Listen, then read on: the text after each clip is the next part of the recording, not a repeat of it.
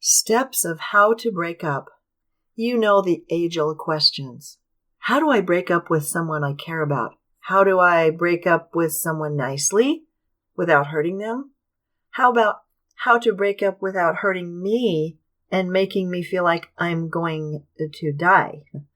Today, I want to address the pain of breaking up and how to really break free from that person and end up in one piece, spelled P-E-A-C-E. Welcome to the Best Years Podcast. This is Dr. Darlene at whatstopsyou.com. Are you a teenager or a young parent, baby boomer, or in your golden years? The best years are now, in each stage of development. So I've got power tools for you today that will help you make amazing changes so you can show up in the world with your amazingness. After a breakup, we have a million questions. What will I do? How will I manage? I will miss them. How can I live without them? Oh, the things we were going to do in the future.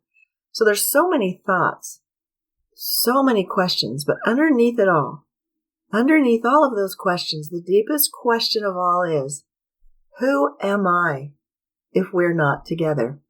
This is why breaking up when you don't want to is so painful. We have good memories. The missing out on the future is huge. What we could have had, what we could have done, and how we could have grown old together. The things that could have been, and the loss of someone by our side, that companionship, the loss of sharing duties, on and on and on. But as I mentioned, the most painful part is who am I, right? I've had a few breakups in my life, and as I've said before on other podcasts, it was so painful I'd rather break my leg than do that again. It was such deep pain, it seemed to destroy me at a core level. And now that I'm realizing and recognizing and putting my doctor hat on and analyzing this, I was getting destroyed at an I am level, a core who am I identity level. So there's so many layers to the pain, but that deep, deep level is really where it all stems from. So, is there a way to break up emotionally and come out of it alive? If you've had enough and you realize it's time to move on, logically you may think that, but emotionally you're not there yet, still listen on, because that's usually how it works. Like logically, I know this is over, but I can't do it. My body can't do it. So if you're kind of ready, even a little bit, and you're trying to break up, and you want to know how, listen up, because I've got steps. So the thing is, here's the deal. You're unconscious. Here's the deal. Before we start the steps, your unconscious is going to replay and replay and replay and replay your good memories of the person you're breaking up with. Over and over and over it plays. Oh, how painful that is. And there is always good in every relationship somewhere. You married them or you were with them for a reason. So when you close your eyes and remember, it's like it's real again. So sometimes we like to relive it and close our eyes and feel what it was like to have them hold you or be with them. And so we do this. It's very common, and we start to loop and we loop. So just know that you are doing that. You're looping. Now this loop is called a counterfactual. A counterfactual is when the mind replays and replays to try to make more sense out of the experience. What I could have done, should have done. In a way, it's the unconscious trying to process basically how not to do that again, or how I could do that if I could do it over. I will not go there and then this person won't get hurt, or I won't do this and I won't get in that car accident. And so the counterfactual causes us to replay it, to learn from it. And eventually I'm going to coach you to say what you want to learn from it is how not to do that again and how to make the same mistake again. So this can be a good thing. It's a natural thing. Everyone does these counterfactuals almost. And here's the deal. If you never did a counterfactual, if it never occurred for you, then you would not you wouldn't learn from your relationships, and you would not learn from the things you've done that didn't work. So thank you, counterfactuals. And what I'm going to do is take it a step further and recognize what I'm never going to do again. Counterfactuals are interesting. The main thing to help you through breakup is to have faith and hope in the future, to focus on creating your future. It's hard, I know. It seems like you'll never find a good partner ever. Our minds loop, and we think deeply, really, that if we don't make this relationship work, we're doomed. We're going to be alone forever. And we're always going to lose in love. And that's just the facts. Well, guess what? That's not the facts. When I was getting divorced years ago, and I didn't even like my husband. I didn't even love or like him. But in my mind, my little sweet unconscious mind still found ways to remember good things and replay them over and over. And I remember missing his arms. His forearms were really like Popeye. And I really missed his arms around me, but I didn't even like him. In fact, I didn't like him to touch me. So my mind is, what are you doing to me? I had a friend say to me, and it rings in my ear today, 20 years later. Her voice said, she touched me, she looked at me, and she says, there are other arms. I didn't believe her as much as I believed pigs can fly. Yet soon after, of course, what happened? I really did find more arms to wrap me. And this time I found arms that were safe and that I could honor. So it was a definite growth piece for me. There are other arms, people. So now that you know that, we'll address this at the end of the list, okay, with the counterfactual and the faith and all. So bear with me. I have 11 steps to breaking up. I know, right? 11 steps. Get your pen out and let's go over the steps. And I've coached many people through this, and I've done it myself, and it's amazing. So before you start the list, I want you to take a baseline assessment. 1 to 10, how do you feel about this breakup? 0 is you're in complete meltdown. You're in your bed in a depression. You're not thinking clearly. You feel like you're going to die. You're going to collapse. That would be a 0-1. A 10 is I'm good. I don't even think about him anymore or her. I don't think about her. She's out of my mind. So that would be a 10. And isn't that kind of what we want? Alrighty then. So take your baseline of how you feel before you go through these steps. Then you'll be doing these steps, and then you'll do another assessment to see how much you've increased towards happiness and PEACE, being in one PIECE. When your mind, body, and heart are in one piece, that is peace. Number 1. This all sounds cheesy. Hang out with me. Make a list of your triggers. He rode a racing bike. She used to go to that coffee shop that I go by. Add to that list every time you think of something else that triggers you or hooks you. Oh, every time I say they were an Asian person, every time I see an Asian, let's say they were tall. Oh gosh, every time I see a tall person, I think of them. Or you see a certain type of dog. Oh, they used to have a dog like that. And honestly, you're going to get hooked and triggered in the new breakup every day, every second. You look at a coffee cup, it'll trigger you. You look at a book he used to read or she used to read. And a kind of laptop could trigger you. So write them down and continue making that list as long as it needs to be in your notepad on your phone or on a real piece of paper. Next, number 2, make a list of what you wish they did or were like. This is the dang it, too bad list. And I wish they had integrity. I wish they were honest. My daughter wrote a song.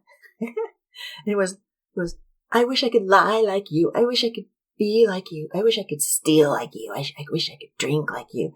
Really focusing on his bad qualities. Like, ooh, if I could lie and cheat and steal like you, then I'd feel better.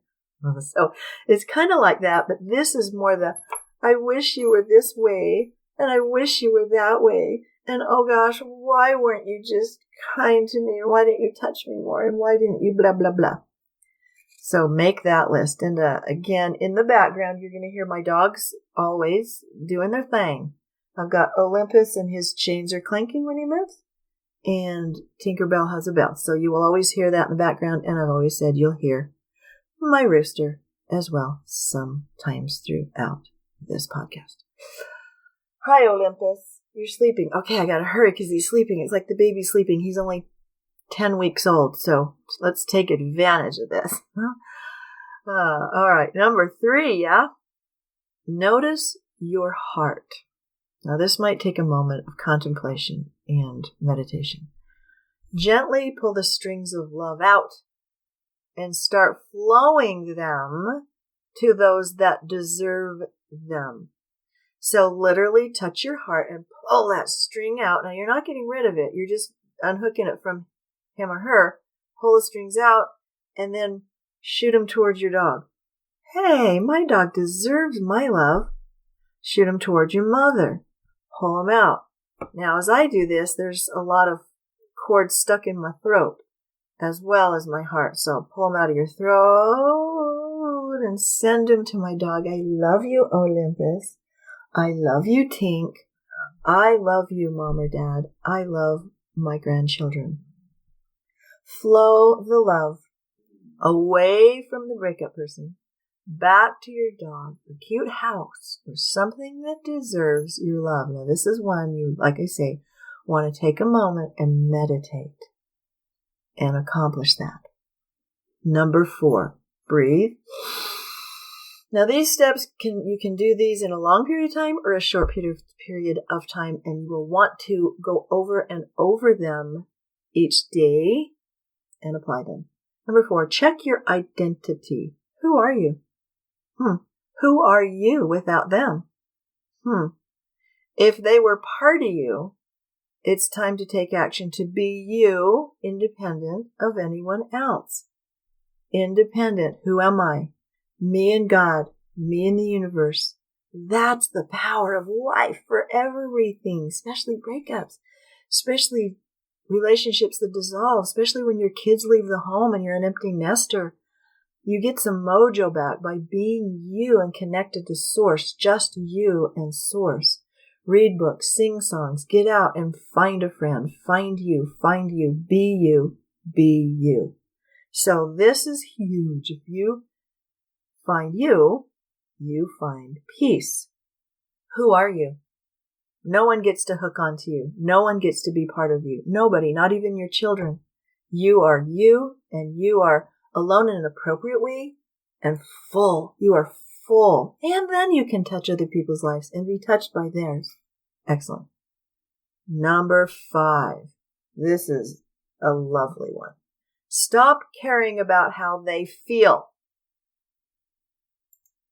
Diffuse, dilute, dissipate caring how they feel. Feel that caring how they feel back to your body. Breathe it in. Then flow this caring how your dog feels, caring how your family feels. I think this is where they say lucky dog comes in, LOL, because loving them always just works because they're just perfection and it's a beautiful thing. So stop caring how that person feels. Now, this is like the hugest thing. If you only did any of these, you go smooth through a breakup. When you don't care how they feel anymore, now we're not being rude. We still are a kind person. We're just not going to really care that you're sad anymore, Susie or John. I just am not going to care about that anymore. I'm going to pull my caring back. Now, that's a whole subject, isn't it? Still love them like God does, but I don't really care if you're sad anymore. I don't really care if you lost your house, and I don't really care. And that's cynical, but hey, isn't it time to be a little cynical, people? Let's do it. I don't really care about how you feel. And when you accomplish that, oh, friend, you will make progress. It's a beautiful thing. I don't know if he's addicted still. I don't know if he's in jail. I don't really know. I'm actually really super focusing on my new relationship or focusing on my work, or I'm really super focusing on all the people that I edify their life and they edify mine in an exchange. Yeah. Nice. Number 6. Shake that one off now. Go to number 6. See a picture of them in your head. Notice you see that picture most likely if you're struggling right in front of you. So as you see them, notice deeply. I teach a workshop on actually how to do this really, really well. And in a private session, I can teach you for sure how to do this even better. But for today, see a picture of them. Are they in color or black and white? Are they moving? Are they still? Do you see specific images, or is it fuzzy? Do you see just their face or their whole body? What part of their body are you focusing on? Their big biceps. Oh no. Or their beautiful face. Or that beautiful hair. So what do you see and how do you represent them visually in your head? Now, after you're aware of how you represent that, make the picture smaller. Then change the colors. Change the vibration by slowing it down or speeding it up. Push the picture out a foot. See how the picture's changed? Notice how the picture is spinning. If it's spinning, it's usually kind of turning to one side. And take a minute to be mindful and feel it. Now, if you notice it kind of leaning or spinning, spin it the other direction. Woo! Seriously, that's the most powerful thing of all things I know is the spin thing. You spin it the other way. You can pull it out of your body. You can move it. Send it to the universe. You can put it in a little box. You can turn it upside down. I love that one. Seeing a picture of them and turning them upside down and their hair's going whoop towards the floor and everything's falling out of their pockets. That one works really well. Put a tutu on them. Love that one. A nice little yellow tutu. Put that on them. You could have a booger in their nose. Hey, that works really well. You can make them 3 feet tall. How about put them in a little box and make them 1 inch tall? So changing how you visualize the person in your mind is magical. This is an NLP process. You can Google NLP and submodalities. That's a term that is how we represent in our mind visually, auditorily, and kinesthetically. We're just doing the visual right now to visualize what they look like and change it, however you change it, and then move them from in front of you. Hello, you have a lot to think about today. You have a lot to do. Quit putting them in front of you. Put them way over to the side, behind you, to wherever, somewhere else, and change the picture. I would love comments below on how that works for you. It's magical. Again, this is something that takes time. Take a minute. Slow down. Do it well. And then tomorrow, if it flips back, do it again. Change the picture. And I had an abusive relationship. I've actually had a couple. And one of them, he had really curly hair. And in my mind, I shaved the center of his head like a clown. So his hair would poke out to the sides. And so when he was just being really abusive to me, I was seriously 19. I would just look at him and laugh in my head. Like, ooh. I didn't let him see I was laughing. But I was laughing because he looked so funny. And then I put a big clown nose on him. And I read that in a book called The Gentle Art of Verbal Self-Defense. And one of them was to change the picture.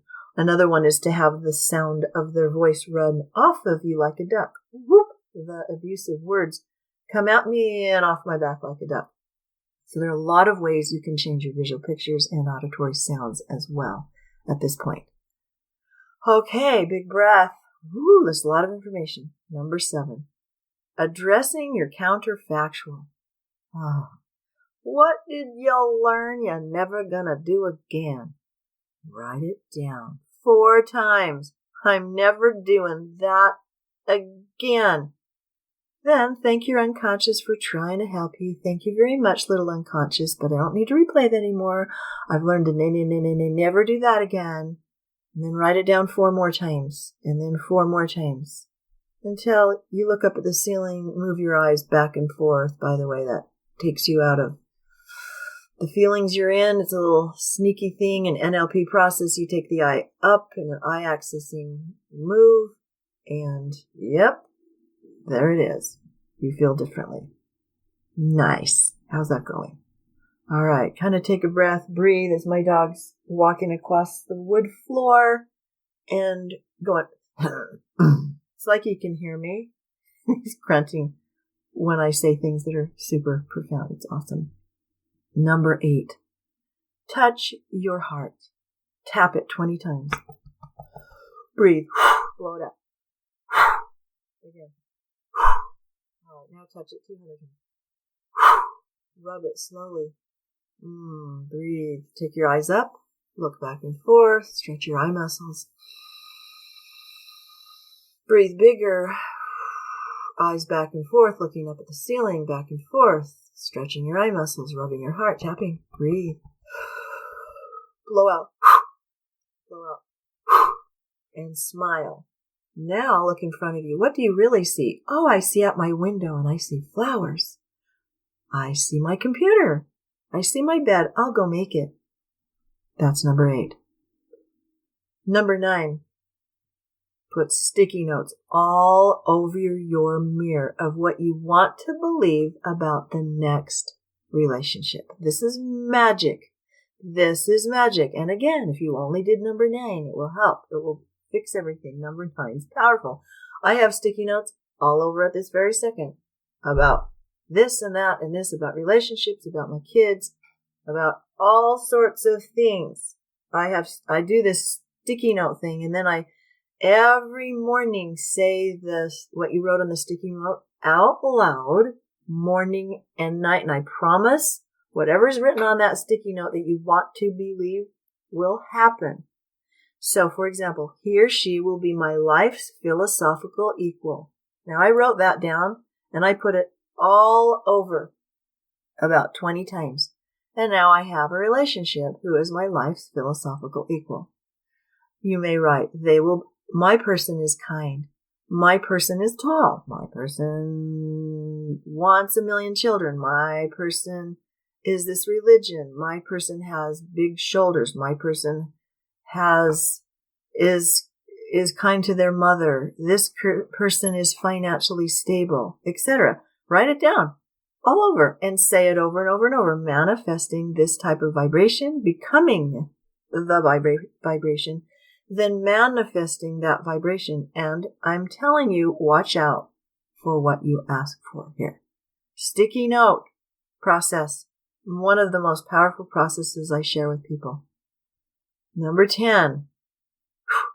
Take a breath here in between. Number 10. Every time you think of them, heave a breath out. Every time, or as many times as it takes to feel differently. You're driving down the street, you're triggered, you see something, heave. This is called the heave process. Shake it off with your whole body. Brush it off. Then go back to work. Go in the bathroom. You're driving. Yep. Heave. It's a heave process. It's a beautiful thing. Okay. Number 11. Focus on what does work in your life. See all the things you're grateful for and smile. What are you grateful for? Make a gratitude list. Make a gratitude list of 3 things a day right before bed. And each day, don't repeat the thing you said yesterday. And by the time you get it about 10 days, you're going to be thankful that you can see. Oh, hi, buddy. Are you slumping on the floor? He's so cute. I wish you could see him. Yeah, I'm like a distracted mother that's really into something, and then I have to turn to take care of the kids. Okay, so gratitude. What are you grateful for? About the 20th day, you're grateful you have hands. You're grateful you can walk. You might be grateful that you have ankles. You might be really grateful, that I breathe. There's so many things that you all of a sudden realize after you've said family and friends and all those things externally. When you keep going with this gratitude journal, amazing. The things we're really grateful for that I can hear. How grateful am I for that? Because my great aunt, can't hear anymore. And it's really hard on her. Yeah. So getting a nice drink in the background, Olympus, will help lead us out today as we review our 1 through 11 things. On your notes, go ahead and do that. And make sure to listen to my Can I Love Again podcast. It's pretty profound on how you do that one, since you might have a trigger of love equals pain. So you can listen to that and get some information. Take time to do you. Get to the place where you love to be with you. You love you. I love me. And I have no neediness. I am complete. It's nice to know that you so are not alone. You're an amazing person, amazing soul all by yourself. You do not need that person to drag you down. Breathe, heave, brush, tap, look forward and create your life. You are the engineer of your life.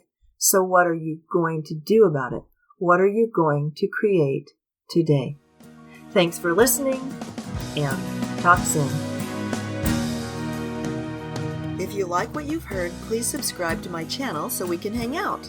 Also, go to whatstopsyou.com for notes to this podcast, more articles, and more tips so you can indeed live the best years of your life now.